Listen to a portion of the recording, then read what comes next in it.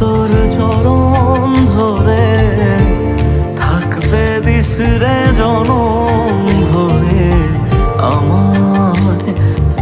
মাগো তোর এই পাগল